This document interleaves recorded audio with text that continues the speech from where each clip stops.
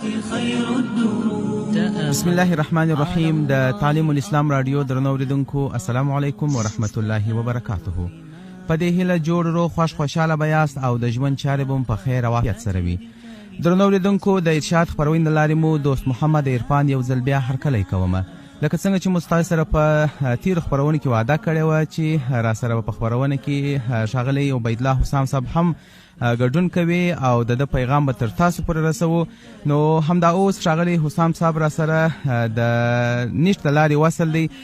ښاغلی حسام صاحب د هر څه نه مخکې د نیکمرغه کوچني اختر مبارکي درته وړاندې کوو. الله تبارک وتعالی دې دا اختر پر موږ او تاسو باندې د ورورولۍ سوکالۍ او امن اختر وګرځوي. ښه راسئ.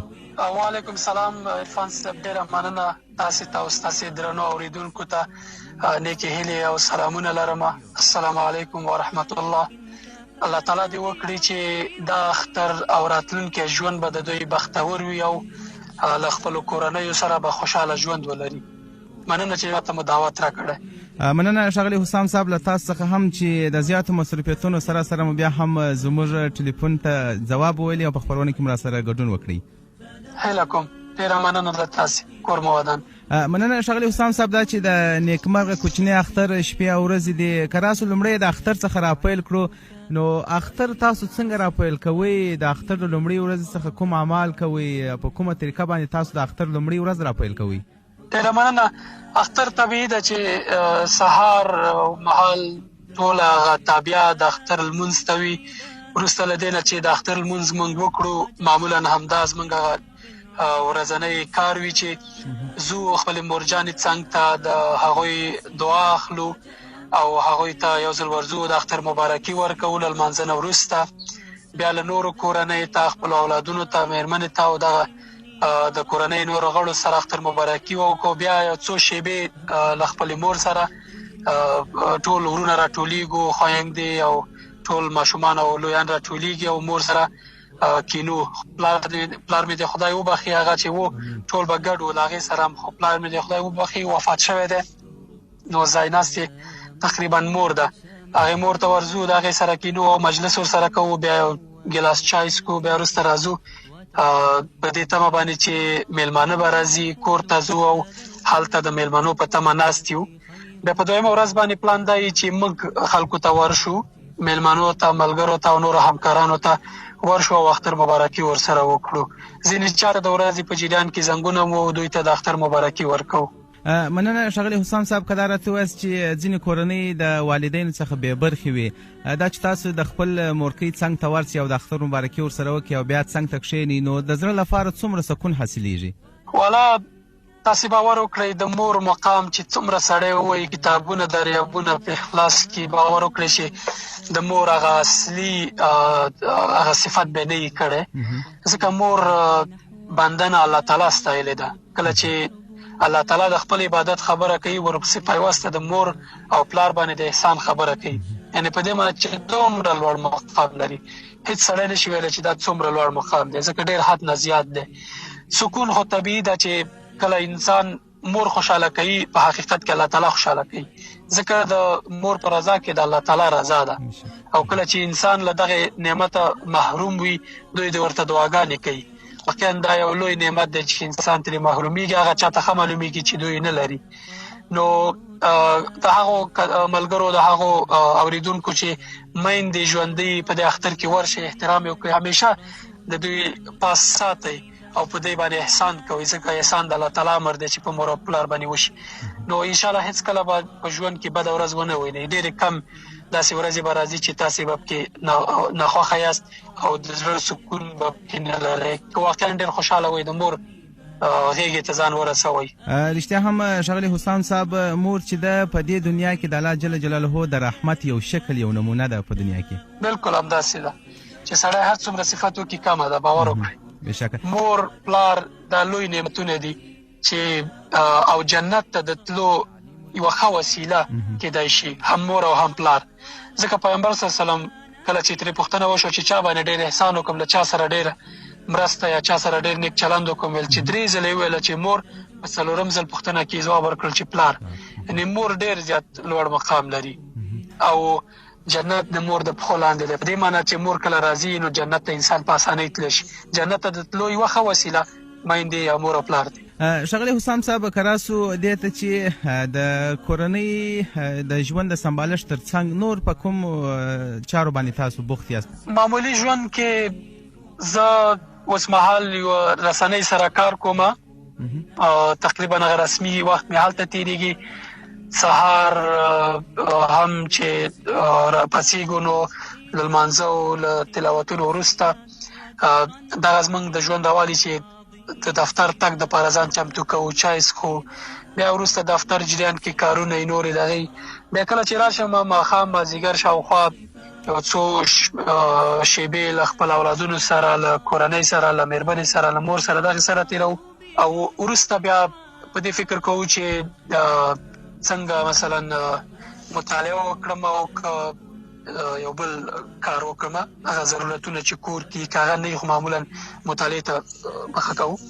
بیا کله کله دغه فارغ وخت نه ګټه اخلم او د فیسبوک یا یوټیوب دپاره ځینې کوچني پیغامونه د ملګرو دپاره ثبتوم او خپروم یې چې تر څو دغه لږه ډېره ناچیزه پوهه چې زه لرم ملګرو ته یې ورسوم او د دغې حدیث شریف مصداق شو چې بلغوا عني ولو آیه. پیغمبر صلی الله علیه وسلم وایي چې زمونې خلکو ته ورسوئ که یو آیت اندازه هم وي. نو په همدغې حدیث باندې عمل کولو په خاطر باندې او د دغه علم د خپرولو هغه ښېګڼو او فضیلت ته په کتو څه نه څه هڅه کوو چې هغه خپل بندګي کوشش مطابق ملګرو ته هم دغه د رڼایي پیغام ورسوو. مننه ښاغلی حسام صاحب، تاسو د لنډو اصلاحي پیغامو یادونه وکړله. لکه څنګه چې موږ ستاسو کلیپونه زیات وخت پر انټرنیټ باندې وینو، نو څنګه دا فکر درته پیدا شو چې دغه ټولنه دغسې پیغامو ته ضرورت لري؟ که څه هم ستاسو پیغامونه زیات اړخ یې ترغیبي دی. طبیعي ده چې موږ په داسې یوه ټولنه کې ژوند کوو چې د شمېرو له مخې ډېری وګړي پکې سواد پوره نه لري. نو کله چې په دغه ټولنه کې سړی ګرځي پوهېږي چې ضرورت دې ټولنې کې څه شي ته ډېر دی. تاسې باور وکړئ زما ملګري دي، ځوانان دي، کله کله کینو مجالس کوو، یو ډول ناهیلي په دوی باندې خپره شوي. ځکه دلته د ژوند شرایط لږ سخت شوي دي د امنیت له اړخه، د اقتصاد له اړخه. دا خلک یو ډول اندېښنو، یو ډول ژور خفګانونو او نورو ستونزو را چاپېر کړي دي او یو ډول ستونزو سره واقعا مخ دي. ما په خپله په شرایطو کې ماستري کړې ده په فقه او قانون کې. نو هغه اسلام چې ما مطالعه کړی دی، هغه دین چې ما مطالعه کړی دی، زه پوهېدم چې دا ټولې ستونزې په دې دین کې حل لارې لري. دغه کسان له دغه پیغامه محروم شوي دي، ځکه دا فکر کوي دوی معمولا چې کینې د ناهیلۍ او د ناامیدۍ خبرې کېږي، اندېښمن وي راتلونکي ته. د اقتصادي پلوه کله چې دوی باندې فشار راځي، یو ډول ډېر زیات مثلا د فشار لاندې دا ژوند ډېر بې خوند دی په ټوله کې. ما سره دا فکر پیدا شو چې ولې په یو ډول باندې دغه ځوانانو ته داسې پیغام ونه رسوم چې دوی واقعا دغه ناهیلي په هیلو بدل شي او دغه ستونزې چې لري واقعا زه او ټول مسلمانان په دې باور یو چې اسلام د ژوند تګلاره ده، اسلام د ژوند د ستونزو دپاره حل لاره ده. که یو انسان میلیاردري، میلیونر نه میلیاردري او دغه معنوي روح یا هغه معنوي اړخه پیاوړی نه وي، یا معنوي روح خپله د ده روح یا هغه معنوي اړخ یې پیاوړی نه وي، باور وکړئ چې دی هېڅ نه لري. که دی میلیاردر هم دی هېڅ نه لري. ځکه دغه مال، دغه قدرت، دغه واک او هر څه الله تعالی هر انسان ته ورکوي، خو د زړه سکون بیا ډېرو کمو خلکو ته ورکوي. د دې نه معلومیږي چې د زړه سکون یو مهم نعمت دی چې الله پاک انسان ته ورکوي. کله چې دغه نعمت د انسان سره وي نو دی د دنیا تر ټولو خوشبخت انسان ځان احساسوي. نو له بده مرغه په اوسنۍ ټولنه کې ځوانان فکر کوي یا دغه د ټولنې زموږ خلک فکر کوي چې دغه د زړه سکون یا دغه روحي اړخ چې کوم پیاوړی کېږي په مال او په منصب او په قدرت باندې پیاوړی کېږي. په داسې حال کې چې دا غلط خبره ده. هېڅکله تاسې باور وکړئ زما بهرني ملګري دي، دوی حتی د ځان وژنې تر حده رسېدلي، خو بالاخره دوی له روحاني اړخه ځان باندې کار کړی، مثلا یو چاته ورغړی په خپلو مذهبونو کې دوی روحاني اړخ باندې کار کړی، ځکه دوی ژغورل شوي. که موږ تاسې واقعا په ټولنه کې دغه څه ته پام ونه کړو نو ستونزې لا پسې ډېرېږي. نو همدغې ستونزو ته په کتو ما هم فکر وکړو چې راځه دغه پیغام خپلو ملګرو ته ورسوم او په ډېرو کوچنیو پیغامونو کې څنګه یو موضوع ځای کړم چې دغه ځوانان دغه ستونزې حل شي، که د مادي اړخه ناهیلي شوي، که د ټولنیز ژوند له اړخه ناهیلي شوي، دوی ته باید د اسلام مبارک دین د ژوند یو حل ښکاره شي. دا زموږ وظیفه ده چې دوی ته باید ښکاره کړو. نو همدغې پیغام ته مې په کتو باندې ښه لاره دا وګڼله چې څنګه ډېرو ملګرو ته پیغام واستوم. تاسې باور وکړئ ما یوه جمله باندې ویډیو جوړه کړه او دا په څو ورځو کې لسګونه زره کسانو وکتله. په دې ویډیو کې ما د محمد راتب النابلسي یو پیغام راخیستی و چې هغه وایي که چېرته ته غواړې چې د دنیا تر ټولو خوشحاله او خوشبخته انسان واوسې نور خوشحاله کړه. په دې باندې مې بیا 2-3 حدیث راغیستي وو، بیا مې د یو صحابي قصه راخیستې وه. دا ما فیسبوک کې خپره کړه په دې فکر باندې چې زه خو یو څو کسان به ولولي. تاسې باور وکړئ یو څو شېبې وروسته چې ما ویډیو وکتله چې څو زره کسانو کتلې وه. هر ځل چې به مې ریفرش کوو 100-200 زر کسانو به دا ویډیو کتله. ورځو کې تر لک واوښته، اوس هغه ویډیو تقریبا 9 میلیون کسانو لیدلې. ته چې 9 میلیون سره تر یو عادي لاره باندې یو کوچنی پیغام ورسوې، دا خو تر ټولو ښه لاره ده. د اسلام د دعوت دپاره اوس د سوشل میډیا یا ټولنیزو رسنیو کې باید زه فعاله ونډه ولرم او خپل رسالت او مسؤلیت ادا کړم، ځکه دغه امر چې د بلغوا عني ولو آیه حقیقت کې دلالت په وجوب کوي.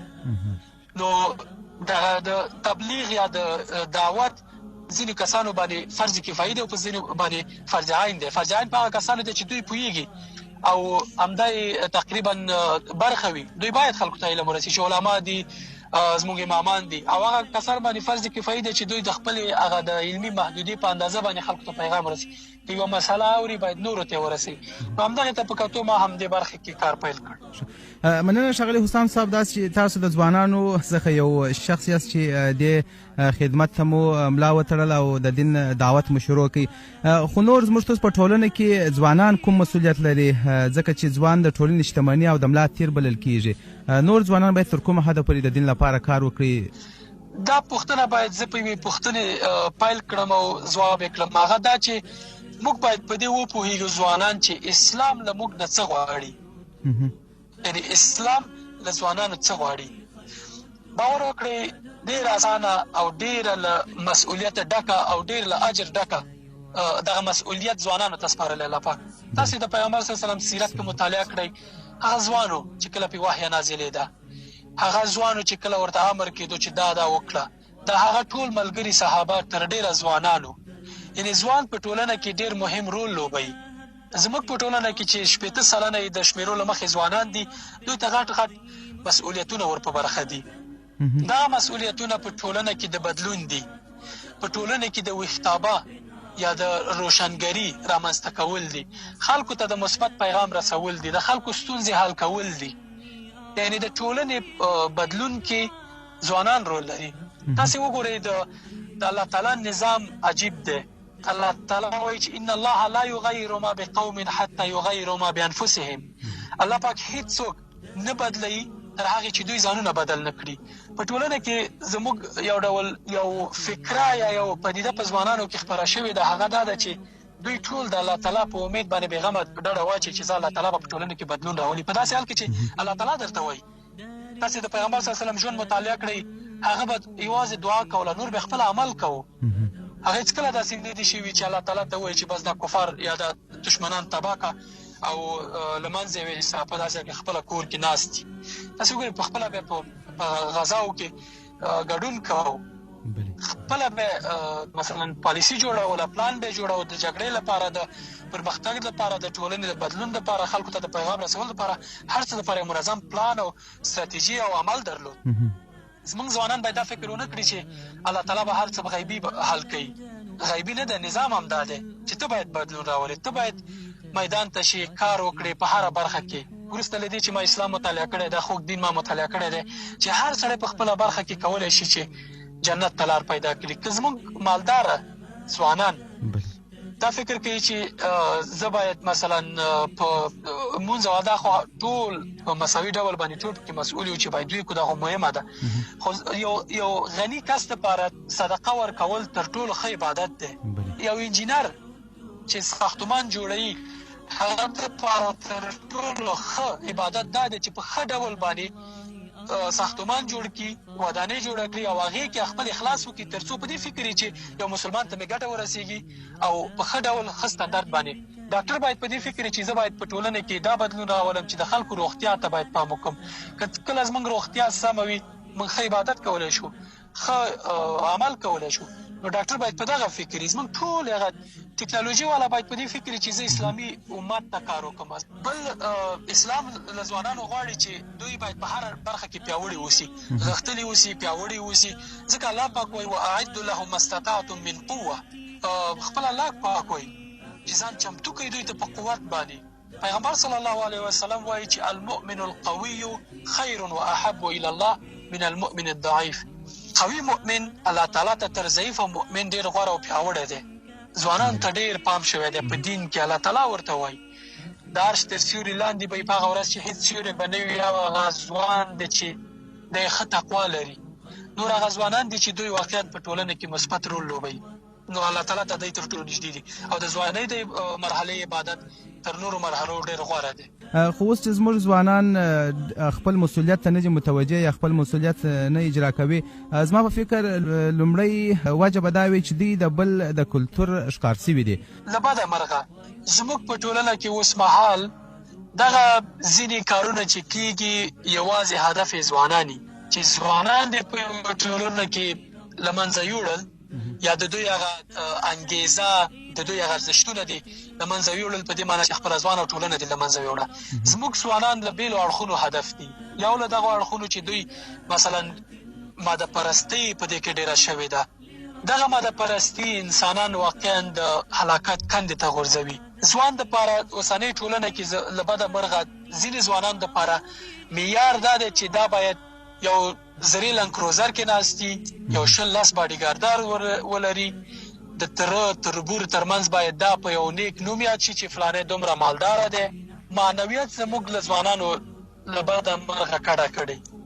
معنوي اړخ شته دی داسې ځوانان چې زما له خبرو مستثنا دي، خو ځینې ځوانان داسې هم دي چې دوی مادیاتو ته پر معنویت باندې ترجیح ورکوي. په ټولنه کې ټول معیار دی چې دوی مال وګټي او مال ګټلو کې هدف دا نه وي چې دا مال د ټولنې ښېګڼې دپاره وکاري. یو شخصي تر شخصي هدفونو دوی محدودي.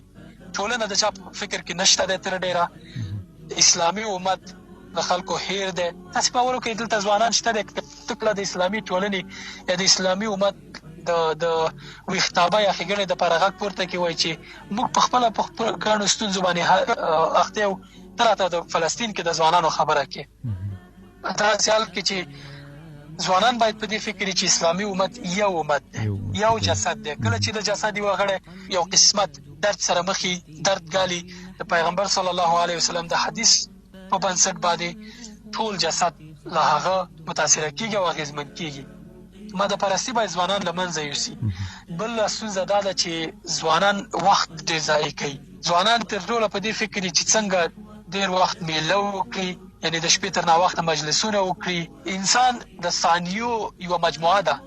هره ثانیه چې تېرېږي د انسان عمر کمیږي او هره ثانیه چې تېرېږي د انسان مسؤلیت باید پکې ادا کړي او که دا ادا نه کړي دا ثانیه تېرېږي مسؤول دی دا د الله تعالی پر وړاندې. زه نه وایم چې ځوانان دې تفریح نه کوي، ځوانان دې چکر ته نه ځي. باید دا هر څه یو تقسیم اوقات له مخې وشي. ته باید دا پوښتنه ځواب کړي چې ستا لاسته راوړنه څه ده، تا د خپلې ټولنې او تا د اسلامي امت لپاره څه کړي. دغه پدیدې دغه ستونزې باید په ټولنه کې حل شي. زموږ ځوانان باید په معنوي اړخ باندې ډېر فکر وکړي. لمونځونه که موږ کوو باور وکړئ ډېر په ښه ډول باندې لمونځ نه وي، دا ټول په عادت بدل شوي. زموږ عبادتونه په عادتونه باندې بدل شوي دي. موږ باید دا عادتونه په عبادت بدل کړو او موږ باید یو مسؤلیت حس کړو. هر ځوان د دې ټولنې پر وړاندې مسؤل دی، د خپل کور، د خپل اولاد، د خپل ټولنې او د اسلامي امت پر وړاندې دی مسؤل دی. دا باید هر ځوان زما په نظر باندې باید د میلیونونو په منځ کې یو وي، نه دا چې د میلیونونو له ډلې یو وي. مننه ښاغلي حسام صاحب له تاسو څخه. مهرباني کچیر د تعلیم الاسلام رادیو اوریدونکو ته کوم اختریز او یا هم بل اصلاحي پیغام لري مې تاسو خدمت کې دي. د تعلیم الاسلام رادیو ټولو درنو اوریدونکو الله تعالی دې وکړي چې دوی به خوشاله او نیکمرغه اختر او باقی ژوند ولري. غواړم ځوانانو ته یو پیغام ولرم چې ولې زموږ ټولنه وروسته پاتې ده، ولې ځوانان وروسته پاتې دي. څو عمده لاملونه لري. که موږ دې ته پام وکړو ان شاء الله زموږ د ټولنې هغه منفي اړخ به کمزوري او مثبت اړخ به پیاوړی شي او یو ښه سالم او اسلامي ټولنه ولرو. لومړی دا دی چې موږ له ځینو بحرانونو سره مخ یو. لومړی سلوکي بحران دی، په دې معنی چې زموږ په ټولنه کې ترافیکي نظام، د ژوند بڼه، د اولاد روزنه، دغه هر څه بیخي یعنی له بحراني حد ته رسېدلي دي. زموږ که غواړو په ټولنه کې مثبت بدلون راولو، ټولنه مثبته کړو، موږ باید نسلونه هدف کړو. موږ باید هغه کوچني ماشومان په ټولنه کې هدف وګرځوو چې عمرونه یې ډېر خام دي او دغه بدې پدیدې چې زموږ په ټولنه کې خپرې دي دا یې رانه هدف کوي. مخکې تر دې چې دوی د هغې ښکار شي موږ باید دوی هدف وټاکو او په نسلونو باندې باید فکر وکړو. زموږ ستونزه دا ده چې موږ همیشه په لوړه کچه باندې بدلون ته پام کوو، نسلونه وروزو. دغه نسلونه او دغه سلوکي بحران که موږ حل کړو، یعنی تاسې که یو ځوان سره خبرې کوئ د ده خبرې طرز نه ته پوهېږي چې دا له یو سلوکي بحران سره مخ دی. سلوک، تعامل، چلند د ده نه دی زده. په اسلامي ګاڼه باندې سنبال دغه دوی نه لري برخوب. دا باید حل شي. موږ بل ستونزه دا لرو چې فکري بحران سره مخ یو. زموږ ځوانان د فکر په برخه کې هېڅ نه کوي، هېڅ لاسته راوړنه نه لري، همیشه کاپي ده.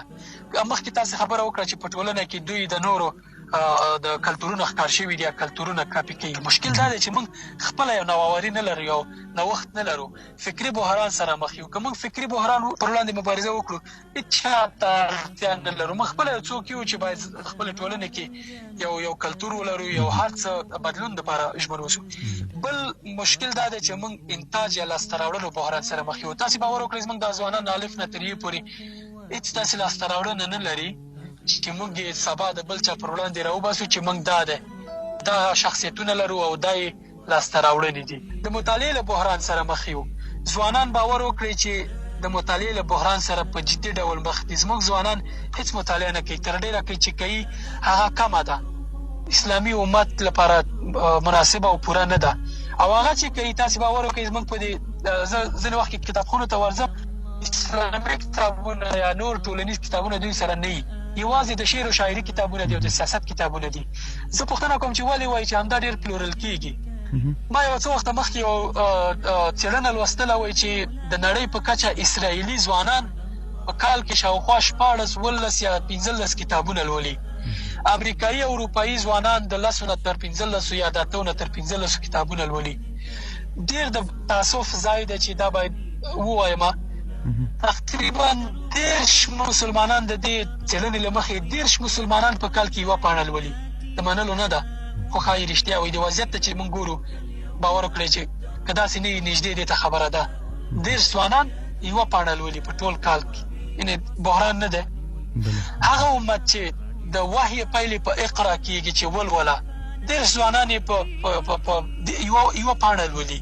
په داسې حال کې چې دوی په مقابل کې نور کسان په کال کې 17 کتاب لولي، نو پرمختګ باید څوک وکړي؟